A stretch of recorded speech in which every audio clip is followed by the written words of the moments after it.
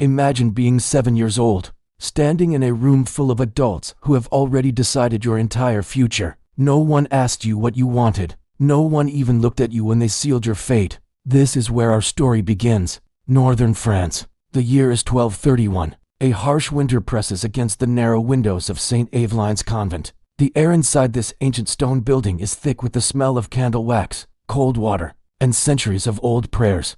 Candlelight dances across the stone walls, casting flickering shadows on the carvings of saints. Their faces are frozen in expressions of devotion, a look that seems uncomfortably close to pain. At the end of a long, dark corridor stands a small child. Her name is Margarite. She's only 7. In her hands, she clutches a small wooden doll, its surface worn smooth from years of being held, its painted smile long since chipped away. It was a gift from her mother, pressed into her palm the night before they brought her here. Her mother had whispered that it would keep her brave, but Margarite doesn't yet understand that a place like this doesn't allow children to hold onto things like courage. Other children, ghostly quiet, glide past her in the hallway. Their heads are shaved, their gazes fixed on the floor. They never meet her eyes. They move with a practiced stillness, the kind you only see in those who have learned, the hard way, that drawing any attention is a dangerous mistake. Black-robed figures, the nuns, drift through the halls like shadows, their soft footsteps echoing in the oppressive silence. Whenever they pass, the children seem to freeze, their small bodies tensing. Margarite notices this long before anyone bothers to speak to her. No one explains why. Throughout the region, Saint Aveline's is praised. It's known as a place of stern discipline and divine education. Families speak of the convent with reverence, with a kind of holy respect. To give a child to Saint Aveline's is considered a great honor, a sacred offering that is said to guarantee your family's spiritual favor in the eyes of God. What no one ever talks about, what is left unsaid in those pious conversations, is how rarely those children are ever seen again. Margarite wasn't sent here because she was unloved or unwanted. She was sent here because her family had no other choice. A failed harvest had buried her father in debt he could never repay. Her mother's knowledge of herbs and healing remedies, once a source of pride, had started to attract suspicion and whispers of witchcraft from their neighbors. It was the village priest who offered a solution, one that sounded so merciful at the time. God will care for her, he had promised, his voice smooth and reassuring. She will be safe in his house. The moment Margarite crossed the convent's threshold, the massive oak doors boomed shut behind her. The sound was final, a heavy thud that she felt deep in her chest, like a door closing on her entire world. Her arrival was deceptively calm. The nuns were polite, almost kind. They took her warm woolen clothes and replaced them with a plain, scratchy brown tunic. Her sturdy shoes were taken away, leaving her feet bare on the cold stone. Her long hair, her mother's pride, was cut. It wasn't done roughly, it was done with a chilling precision, as if the act itself was more important than her comfort. All of her belongings were collected and put into a simple wooden box. When Margarite, her voice trembling, asked for her doll back, one of the nuns offered a gentle, pitying smile. Earthly attachments make children weak, she explained softly. You must learn to let go. That night, the little wooden doll was placed on top of a small, crackling fire in the courtyard. They called it a ritual of detachment. Margarite was required to watch. It wasn't a punishment, they told her, but an instruction. And so, she learned her first lesson. Nothing from her past, nothing from the world outside, was allowed to follow her here. A few days later came the renaming. The name her mother and father had given her, Margarite, was declared unnecessary. It was too personal, they said, too rooted in a family and a life she no longer had. From that moment on, she was to be called 47. Here, children didn't have names. Names held memories, and memories, they believed, made obedience difficult. She was just a number now, one of many. The convent was a labyrinth of stone and silence. By day, the children worked. They scrubbed floors until their knuckles were raw, polished brass candlesticks until they gleamed, and spent hours in silent prayer, their knees aching on the cold chapel floor. The lessons were not of reading or writing, but of obedience and erasure. They were taught that their past lives were sinful, their personal thoughts were temptations, and their desires were poisons of the soul. Any sign of individuality, a lingering smile, a shared glance, a whispered secret, was swiftly and systematically corrected. The corrections were never loud or violent. There were no shouts, no brutal beatings that would leave visible marks. The nuns were masters of a more insidious form of control. A child who spoke out of turn, might be forced to stand motionless in the freezing courtyard for hours, staring at a wall until their legs gave out. A child who cried might be isolated in a small, dark cell with only bread and water, not for a day, but for a week, until they learned that tears brought only more suffering. They called this spiritual guidance. At night, lying on a narrow, straw-filled cot in the vast, cold dormitory, Margarite would listen. The silence of the convent was a lie. If you listened closely, you could hear its secrets. The quiet, muffled sobs of a girl in the bed next to her, the desperate, whispered prayers that sounded more like pleas for escape, and the unsettling sound of footsteps, soft and stealthy, moving through the dormitory when everyone was supposed to be asleep. No one ever explained the rules of this place. You had to learn them by watching, by observing the flickers of fear in the other girl's eyes. You learned that you must never look a nun directly in the eye. You learned that you must never speak unless spoken to. You learned that you must make yourself as small and as invisible as possible. Margarite began to understand a chilling truth. Saint Aveline's didn't break children with loud, sudden force. It broke them slowly, piece by piece, grinding them down into silence and submission. The older girls were the most terrifying. They were the ones who had been here the longest. Their faces were blank masks, their eyes empty. They moved like automatons, enforcing the rules with a cold efficiency that surpassed even the nuns. They were the Convent's success stories, children who had been successfully hollowed out, with all their memories and emotions replaced by unwavering obedience. They were a glimpse into the future that awaited 47. One evening, during the sparse meal of thin soup and stale bread, a new girl, no older than 5, began to cry for her mother. It was a sound so raw, so full of innocent grief, that it momentarily shattered the dining hall's oppressive quiet. Every head snapped up, every child froze, spoons hovering over their bowls. The crying girl didn't understand the danger. She didn't yet know the rules. One of the older girls, perhaps 12 or 13, rose from her seat without a word. She walked over to the crying child, her movements calm and deliberate. She didn't scold her. She didn't hit her. She simply placed a hand over the little girl's mouth, gently at first. Then with increasing pressure, the little girl's sobs turned into muffled gasps. Her eyes widened in terror. The older girl leaned in and whispered something into her ear, her voice too low for Margarite to hear. But the effect was immediate. The little girl went rigid, her body trembling, but she made no more sound. The hand was removed, and the older girl returned to her seat as if nothing had happened. Silence once again descended upon the room, heavier and more menacing than before. In that moment, Margarite understood. She understood why the children were silent. She understood why they never met her gaze. They weren't just afraid of the nuns. They were afraid of each other. The convent had turned them into their own jailers. By the end of her first week, Margarite, now known only as 47, would learn exactly why silence was the most important currency in this place. She was about to discover what happened to the children who forgot how to disappear, and she would have to make a choice: fade away into nothingness, or find a way to hold on to that last flicker of bravery her mother had prayed for. The real test of her courage was just beginning. By the second week, Margarite understood that Saint Aveline's wasn't governed by chaos. No, it was governed by routine, a rigid, suffocating routine. Every morning started long before the sun even thought about rising. Bells would ring, a jarring sound that pierced the pre-dawn quiet. Then came the cold water, a shock to the system designed to wake you up and remind you of your place. The children would stand in perfectly straight lines, eyes fixed forward, hands folded neatly in front of them.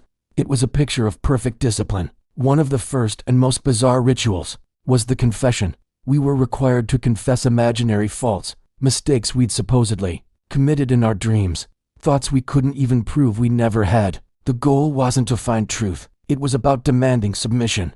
They wanted to break our spirit, to make us pliable, to own our very thoughts. From the moment the sun rose until it set, speech was forbidden. You couldn't say a word unless you were given explicit permission. Imagine an entire day wrapped in silence. Meals were eaten without a single sound, just the clinking of spoons against bowls. Lessons were exercises in precision, not warmth. Facts were drilled into our heads, but there was no encouragement, no kindness, no spark of genuine learning. It was cold, mechanical, and utterly joyless. The children, we learned quickly. We learned which corridors felt wrong, where the air grew heavy and cold. We knew which doors were always locked, their secrets held tight behind wood and iron. We learned to be wary of the adults who smiled too carefully, their eyes never quite matching the curve of their lips. It was a silent education in survival. And then there were the disappearances. Some children were just moved, without any warning. One day they were there, sleeping in the bed next to you, and the next, the bed was empty, the sheets stripped clean. No questions were allowed. Asking was a punishable offense. You just had to accept the void they left behind.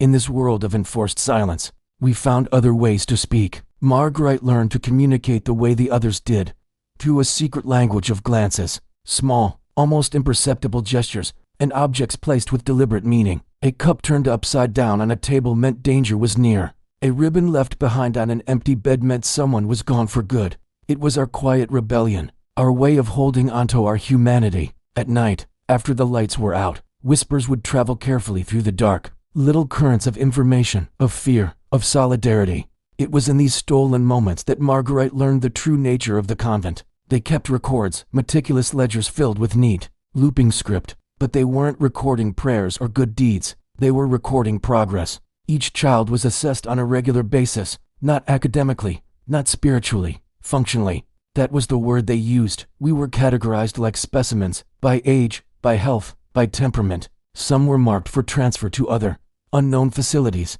Others were marked for isolation, a punishment that could break even the strongest will. And a few, a terrifying few, were labeled as having completed their purpose. Those children were never, ever seen again. The adults who ran the place used gentle words, holy words, words like guidance and purpose and grace, words that were meant to sound safe. But we, children, we understood their true, chilling meaning. Margarite's name and number appeared often in those ledgers. She was described as quiet, observant, adaptable. In any other place, these might be seen as positive traits. Here, they were strengths that made her valuable, but also put her on their radar. These were qualities they could use. Weeks bled into months. Margarite perfected her performance. She learned exactly when to smile, a small, submissive curve of the lips.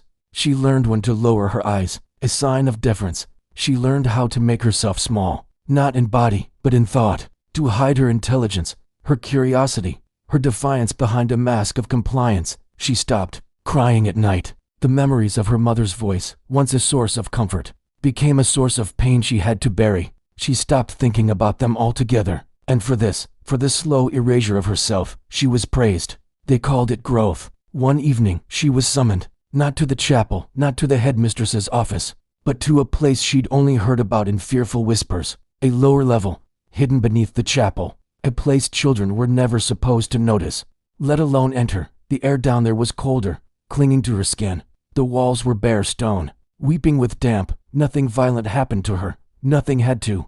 The message was delivered in the crushing silence, in the oppressive cold, in the sheer existence of such a place. This place owned time, it owned silence, and it owned the future of every child within its walls. When Margarite finally returned to the dormitory, shaken but unharmed, she noticed something new had settled within her. She no longer felt surprised by fear. The constant, low-level anxiety had been replaced by something else. She felt prepared for it. She was ready for whatever came next.